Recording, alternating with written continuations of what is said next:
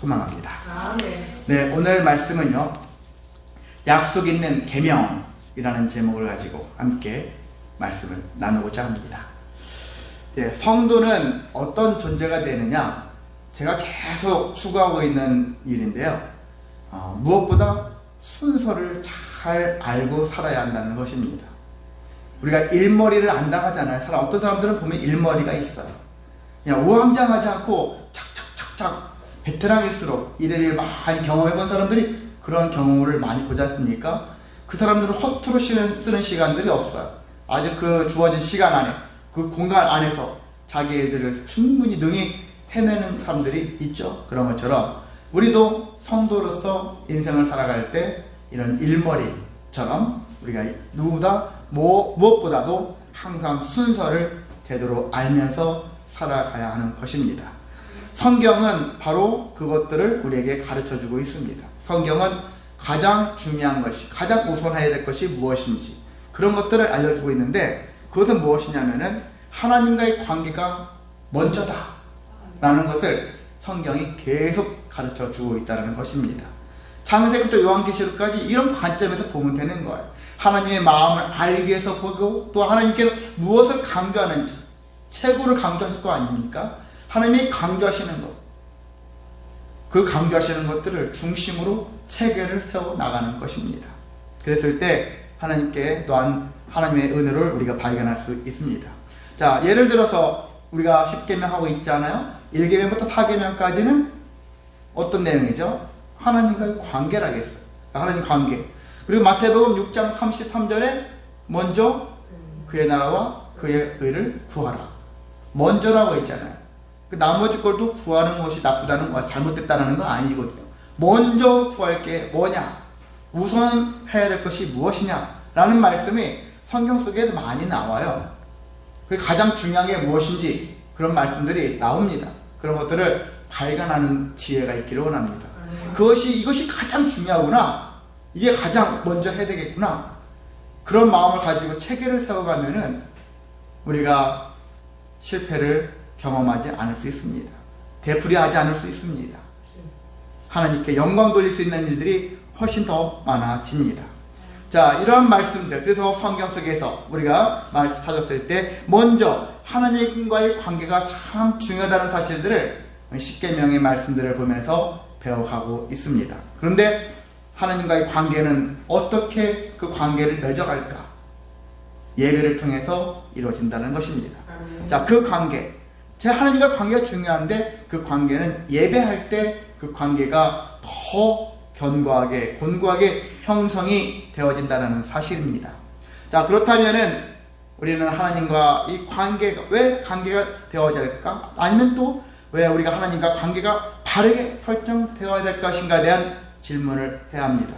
그것에 대한 답은 뭐냐면은 결국 하나님과의 관계가 바로 설정되는 것에서 끝나는 것이 아니라 바로 다음에 이어지는 인간관계가 바로 설정되어질 수 있는 그런 길로 나아가기 때문에 하나님과 관계가 제대로 된 사람들이 인간관계도 제대로 된 길로 갈 수 있다는 것입니다. 근데 하나님과 관계를 딱 끊어버리고 인간관계만 잘해보겠다. 어느 선에서는 잘 할 수도 있어요. 근데 근본적으로 본질적으로 이 모든 관계를 잘 할 수 있는 기회는 없습니다. 그런 일들은 많지 않습니다. 그래서 우리가 무슨 생활이라는 말을 하잖아요. 무슨 생활? 슬기로운 생활, 뭐 하는 것처럼 지혜로운 생활 이런 얘기도 하고, 가정생활, 학교생활, 직장생활 많이 얘기하지 않습니까? 여가생활, 취미생활, 수많은 생활을 붙이는데 가장 중요한 생활이 무슨 생활이요? 네, 잘 아시니까 감사를 드립니다. 모든 생활은 신앙생활이 우선이다 라는 것이거든요. 신앙생활을 그 토대 위에서 가정생활이 있고 직장생활이 있고 여러가지 많은 생활, 여가생활, 취미생활이 존재해야 하는 것이거든요. 그것이 잘못되어지면은, 오늘 예수님 비유잖아요. 저 장가를 가야 되기 때문에 잔치 참여 못하겠습니다. 소를 샀기 때문에 잔치 참여하지 못하겠습니다. 장가 갔기 때문에 장가를 가야, 여러 가지 사건 생기면은 잔치 참여하는 것을 제일 나중으로 여기면서 자기 당면하고 있는 그 문제를 제일 중요시 여기면서 살아가는 것이 일반적인 삶의 모습인데, 그래요. 목회자를 만족시키라는 것이 아닙니다. 하나님께 내 신앙을 어떤 모습으로 드려지느냐, 하나님을 기쁘시게 하기 위한 그런 모습으로 살아가야 되는데, 그것은 신앙생활에 있다라는 것입니다. 그 신앙생활, 또한 신앙생활의 가장 핵심도 예배라는 것이거든요. 예배를 통해서 신앙생활이 형성이 되어지고 풍성해질 수가 있는 것입니다. 그래서 성도는 이와 같은 삶을 살아야 하는 것입니다. 자, 오늘 5번째 계명이죠. 내 부모를 공경하라. 자, 인간관계 중에서 왜 내 부모를 공경하라는 것이 가장 먼저 나왔을까? 라는 생각을 우리는 먼저 또 해봐야 하는 것입니다. 왜냐하면 하나님과 관계가 잘 형성됐다면 이후에 인간관계가 중요한데, 그 인간관계 중에서 제일 우리가 신경 써야 될 관계가 부모와의 관계라는 것입니다. 이미 제가 몇 주 전에 이 말씀을 한 적이 있던 것 같은데, 그렇습니다. 우리가 부모와의 관계가 제대로 형성되지 않으면은 살면서 본인에게도 문제가 많이 발생할 수 있어요. 사회적으로 문제가 발생할 수 있습니다. 갓난아이가 태어나서 그가 사회에 나가기까지 제일 중요한 영향을 끼치는 것이 부모잖아요. 부모의 영향을 제일 많이 받습니다. 그렇기 때문에 부모와의 관계를 되게 돈독하게 만들어야 하는 것입니다. 근데 어떤 모습으로 해야 되느냐? 공경하라는 거예요. 공경하는 관계로. 자, 그래서 인간관계의 출발은 부모와의 관계에서 시작되기 때문에 이런 것을 연결하게 되어지면 하나님과의 관계, 그리고 이 관계가 좋은 사람들은 부모와의 관계도 좋아질 수 있는 흐름으로 간다라는 것들을 기억하시고, 그래서 이것을 다시 되돌아서 생각한다면요, 만약에 하나님과 관계는 좋은데 부모와의 관계가 좋지 않다, 그 사람의 신앙은 문제가 있다라는 것입니다. 하나님과 관계가 정말 좋은 사람이에요. 믿음이 너무 좋은 사람이래. 그냥 부모님과의 관계도 엄청 좋은 관계를 형성할 수밖에 없거든요. 근데 어느 한쪽만 좋냐? 그러면 안 된다는 것이죠. 부모님과는 엄청 관계가 좋은데 하나님과 관계는 없어요. 이것도 문제가 되는 거예요. 그 우리의 인생은 하나님과의 관계, 부모님과의 이 관계가 엄청 양대산맥인 것처럼 두 가지 중요한 관계를 형성한 다음에 다음 관계를 이어나가는 것이 우리의 인생에 합당하다고 볼 수 있습니다. 자, 그런데 현실을 보면은 어떻습니까? 많은 사람들이 부모님 중요하게 여기는데 살아계실 때 섬김을 다하지 못하고 죽은 다음에 땅을 치고 뒤늦게 좋은 묘자리를 얻고 기석을 세우고 흔히 별 짓을 다 하는 그런 분들이 많지 않습니까? 남들은 엄청 후자라고 생각했는데 생전에 만약에 그가 정말 그렇게까지 효를 다했을까? 그런 걸 생각했을 때 그렇지 못하는 경우도 많습니다. 자, 이스라엘 예수님 당시에도 이스라엘 사람들이 또 바리새인 종교 지도자들, 그리고 조금 신앙 꽤나 있다고 신앙생활을 한다는 사람들이 어떤 형태를 보고 있느냐? 이건 예수님이 지적하신 거거든요. 예수님이 이 사람들에게 너희들은 하나님의 계명을 버리고 사람의 전통을 지키는 자라 하면서 그들을 책망하는데, 모세율법에 내 부모를 공경하라 하면서 오히려 부모에 대해서 어머니를 모욕하고, 그리고 아버지에게나 어머니에게 그래서 이건 아버지 것 어머니 건데 드려야 될 것인데 드리지 않고 고르반이라는 말을 하면서 하나님께 드릴 거야, 그래서 부모님께 못 드려, 이런 마음을 가지고 하나님께 드려야 되기 때문에 부모님께 못 드린대요. 이런 식으로 하면서 부모님께 공경을 하지 않는 자들이 있었다라는 것들을 얘기합니다. 그러면서 예수님이 뭐라고 하신 줄 알아요? 너희가 전한 전통으로 하나님의 말씀을 폐하며 또 이 같은 일을 많이 행하였다 라고 책망을 하십니다. 자, 성경에는 이런 게 있어요. 정말 하나님께서 주신 말씀이 있어요. 하나님이 주신 계명이지만 장로들의 전통이라는 게 있어요.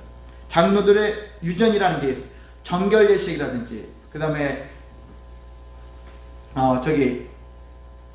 안식일 규례라든지 이런 것들이 있어요. 하나님께서 주신 것 안에서 자기들이 더 첨가해가지고 규율을 엄청 어렵게 만들어서 사람들이 쉽게 그걸 지키지 못하게 만들어 놓는 법들이 있다라는 거예요. 근데 예수님이 그걸 지적한 것입니다. 당초 하나님이 계명을 주셨을 때 그 의미가 있는데 그 의미가 퇴색되어지고 사람들이 거기다가 더 흔히 말해서 빡세게 아주 촘촘히 올가매를 목적으로 죄를 물을 유량으로, 그래서 더 율법을 세게 만들어서 정결례식, 그리고 안식일 규례, 장로들의 유전, 전통 이런 것들을 해서 그래서 오히려 하나님의 말씀이 패하게 만들었다. 그 예수님이 지적하시잖아요. 그러니까 우리가 하나님의 말씀, 성경에 있는 말씀은 다 하나님의 말씀으로 받겠지만은 때로는 인간적인 그런 말씀도 존재할 수가 있는 거예요. 우리가 무조건 무턱대고 아무렇게나 막 절대 그렇게 말씀대로 순종하는 삶이 아니라 그 이전에 하나님이 왜 이 계명을 주셨는지 그것들을 먼저 충분히 이해하고 숙고하고 그리고 돌아보면서 그래서 삼가하면서 하나님의 말씀대로 순종할 수 있는 태도가 무엇보다 우리에게 필요합니다. 자, 그런 것처럼 이스라엘 사람들은 우리가 신앙생활 지금 신앙생활 하는 사람들 입장에서 하나님을 향해서는 열심을 다 하려고 해요. 뭔가 하려고 열심히 하는데 정작 자기 부모에게 최선을 다하지 않는 사람들이 제법 많다라는 것입니다. 그래서 흔히들 오늘날 우리나라에도 마찬가지고 한때 그런 일도 많았었던 것은 기독교인들을 사람들이 싫어해요. 왜 싫어하느냐? 저것들은 부모도 없어. 이렇게 하는 거예요. 저것들은 하나님만 얘기하지 부모에 대한 관심도 없어. 부모를 섬기지 않아. 이렇게 얘기를 하거든요. 근데 돌아보면 그렇지 않은 거거든요. 유교적으로는 유교 사상 중에서 가장 큰 덕목 중에 하나가 뭐냐면 효잖아요. 효 사상이에요. 부모님에게 효를 다하는 것. 그들에게 있어서 효는 얼마나 중요하냐면요. 부모가 죽었으면 끝이잖아요. 사람들 죽으면 끝이다 하는데 죽어서도 계속 그 부모를 때에 따라 불러내는 거예요. 그때 불러냈을 때 무엇으로 불러낼까요? 신으로 불러내는 거예요. 무슨 신으로? 조상신. 조상님께서, 조상신께서 우리를 부모 살펴주셔서 그렇게 조상신에게 제사를 잘 해야 되는 거예요. 저분들이 우리를 잘 지켜주실 것이다. 이런 식으로까지 확대되어져서 조상신이 되어지는 거예요. 그러면 뭐가 됩니까? 우상이 되어지는 거예요. 제가 지난번에 묘 앞에서 절하는 행위가 어떤 마음으로 하느냐에 따라서 우상 숭배가 되는 거잖아요. 조상신이다 라는 개념으로 절을 하면은 우상 숭배지만 나를 낳아주신 부모님에 대한 감사다 그런 마음이라면 그분 앞에 절을 하는 것이 결코 나쁜 것은 아니다. 잘못된 것은 아니다. 이것도 잘못됐다면 어떻게 되죠? 아예 묘지에게 가지를 말아야 되잖아요. 처음부터. 흔히 제삿날도 챙기지 말아야 되잖아요. 추모 예배든 뭐든 하지 말아야 되죠. 물론 추모하면 추모 예배하면서 원래 추모 예배니까 누구를 높여야 됩니까? 하나님을 높여야 되잖아요. 근데 죽은 자를 노래하고 있고 죽은 자의 삶을 공덕을 찬양하고 있고 그게 그러면 예배가 되겠습니까? 죽은 사람에 대한 그 신으로 여기는 거죠. 잘못된 거죠. 예배는 어떤 상황이든 무슨 예배든 결혼식이 됐든 장례가 됐든 예배는 하나님을 높이는 겁니다. 그런 관점에서 예배가 형성이 돼야 되는데 잘못된 모습으로 변질된다는 것이죠. 그래서 저는 그런 관점에서 말씀을 드리는 것이죠. 근데 기독교는 과연 효와 관계가 없을까? 그랬는데 오늘 본문에 있는 말씀처럼 내 부모를 공경하라. 그것도 10계명 중에 인간관계 중에서 가장 우선시하면서 내 부모를 공경하라 말씀하고 있는 것이죠. 그래서 관계의 법칙에서 놓고 봤을 때 기독교도 효의 종교다 라고 능히 선포할 수가 있는 것입니다. 그래서 우리는 부모 최선을 다하지 않는다, 기독교에 대한 혐오, 수많은 사람들이 특히 유교 사상을 가진 사람들이 공격했었을 때 그것을 충분히 물리칠 수 있는 능력을 여러분이 갖추시기를 소망합니다. 자, 그렇다면 우리는 부모에 대한 공경을 어떻게 할까? 이 공경을 어떻게 해야 될까? 어떤 식으로 공경을 해야 될까? 한번 생각해 보시기 바랍니다. 부모에 대한 공경은 어떻게 되는 것이 가장 좋냐면 하나님을 대하듯 하면 된다 라는 것입니다. 하나님은 아니에요. 그런데 하나님을 섬기듯이, 하나님을 예배하듯이, 그와 같은, 하나님보다는 낮춰서 해야 되겠죠. 그런데 태도는, 자세는, 성의 모양은 하나님을 대하듯이 해야 한다는 것입니다. 자, 공경하라는 말의 의미는 존경하다, 영광되게 한다 라는 뜻을 가지고 있는데, 그건 히브리어로 카바드라는 용어를 쓰고 있습니다. 그리고 또 명령이에요. 이 명령형을 가지고 있으니까, 명령이니까 명령에 대해서는 성도는 순종해야 되겠죠. 자, 여호와를 경외하는 것을 가리킬 때도 카바드라는 단어를 씁니다. 그러니까 부모님을 경외하라, 공경하라, 여호와를 경외하라, 이것도 같은 의미로 사용될 수 있다는 것입니다. 그래서 우리는 마치 이것을 생각할 때 부모님을 어떻게 공경할까? 하나님을 경외하듯이 공경해라 라는 것이 가장 기본적인 섬김의 자세라고 할 수 있습니다. 한마디로 하나님 다음으로 공경할 대상은 부모님이다 라는 것이죠.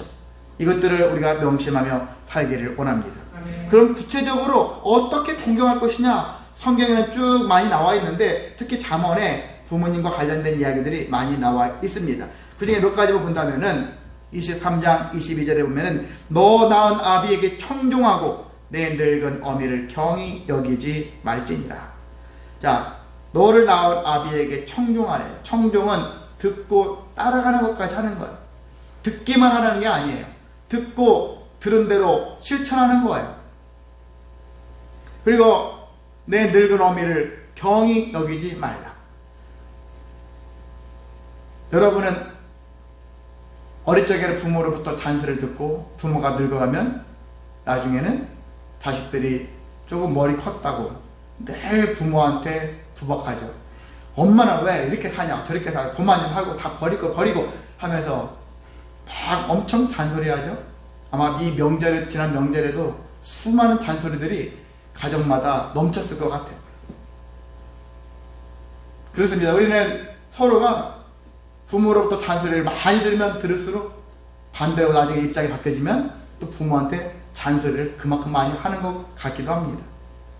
그래서 부모일 때도 자식에게 적당한 잔소리, 필요 이상의 잔소리를 하지 말고, 그리고 자식이 나중에 장성하고 부모가 늙었을 때 그 부모에게도 너무 지나치게 잔소리하지 말고 부모님의 인생을 존중해 줄 수 있는 그런 태도가 우리에게 필요하다고 할 수 있습니다. 자, 잠언 10장 1절에도 지혜로운 아들은 아비로 기쁘게 하거니와 미련한 아들은 어미의 근심이니라. 효자와 불효자의 차이는 딱 하나, 한 사람은 아버지의 마음을, 부모님의 마음을 알고 그 마음에 합당한 일들을 미리미리 준비해서 해줘요. 옛날 우리 어릴 적에 효자와 관련된 어떤 이야기들이 많지 않습니까? 아버지가 막 7시경이면 바깥에 나오셔. 그 추운 겨울인데 그 아들이 아버지가 나오기 전에 고무신 같은 것들을 잘게 따뜻하게 한 다음에 나올 그 시간에 탁 대령한다든지, 옛날 전통적으로 그런 얘기들 많이 듣지 않습니까? 이런 것 같은 식으로 부모님의 마음에 흡족한, 부모님을 즐겁게 할 수 있는 그런 것들을 미리미리 준비해서 한다는 거예요. 그것은 그 부모님의 마음을 알았을 때 할 수가 있는 거거든요. 학과 여우처럼 서로가 초대했는데 자기 방식대로 초대해서 자기 방식대로 음식과 그러한 접시나 이런 것들을 내놓는다면 서로 음식을 못 먹잖아요. 자기 방식대로, 자기 생각하는 대로 상대방을 존중해 줘야 되는데 그렇지 못하는 경우가 너무나도 많습니다. 그래서 부모님을 기쁘시게 하게 어떻게 하면 기쁘시게 할까? 기쁘게 할까? 잠언 15장 20절에도 같은 의미예요. 지혜로운 아들은 아비를 즐겁게 하여도 미련한 자는 어미를 업신여긴다. 자, 미련한 사람은 결국 부모님을 업신여기는 사람들이에요. 경히 여겨요. 가볍게 여겨요. 봐도 그만 안 봐도 그만. 이런 마음으로 가질 수 있다면 그건 부모님을 경히 여기는 것이겠죠.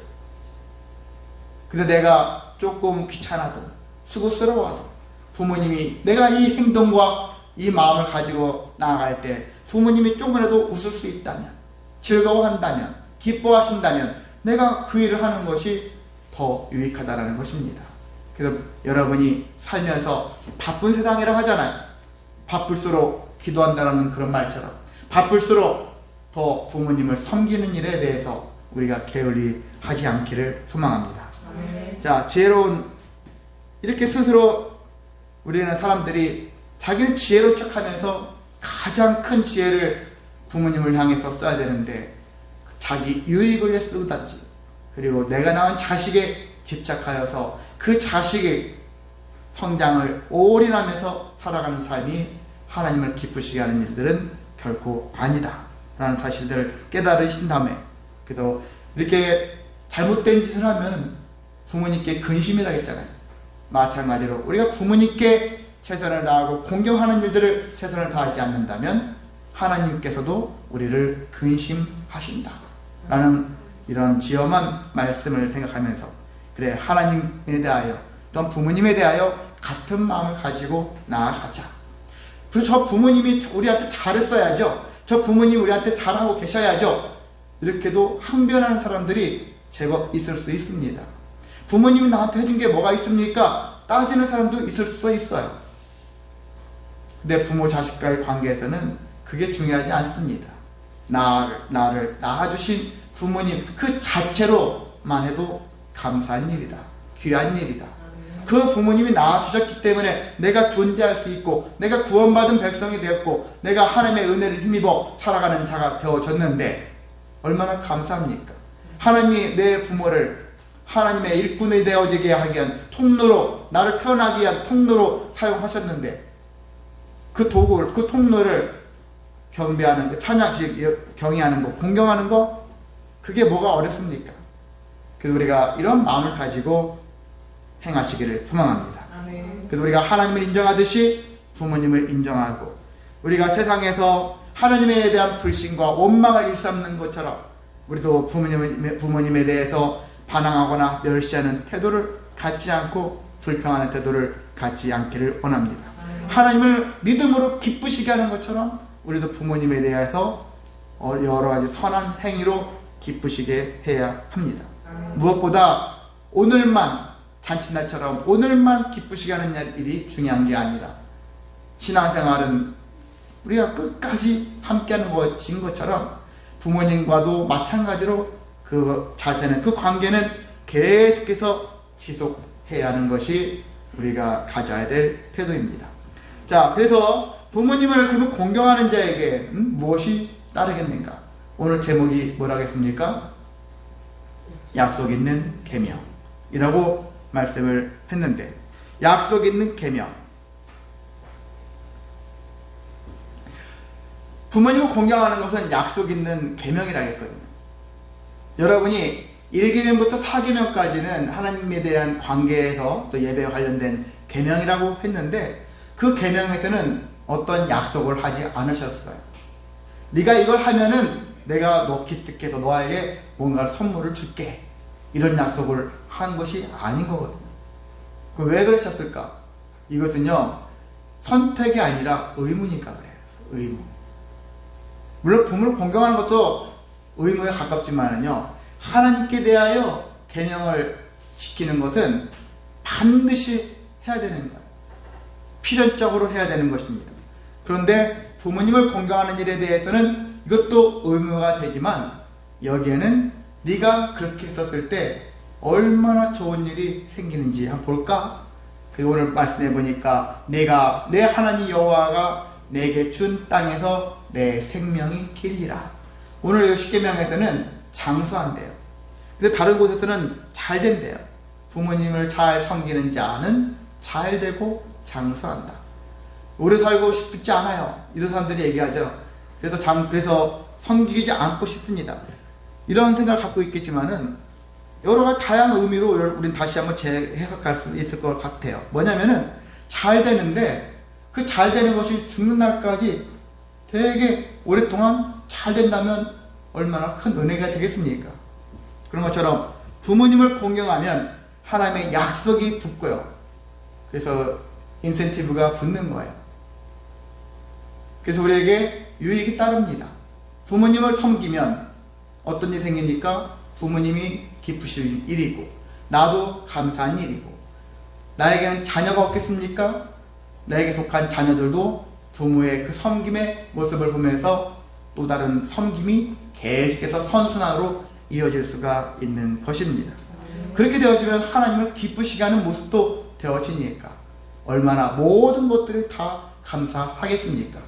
그런 일들이 우리에게 존재하는데 지금 좀 귀찮다고, 지금 좀 힘들다고, 지금 여러 가지 마음을 가지고 주저한다면은 더 이상 성도로서, 더 좋은 성도로서 나아가지 못하는 우리의 삶이 될 수 있습니다.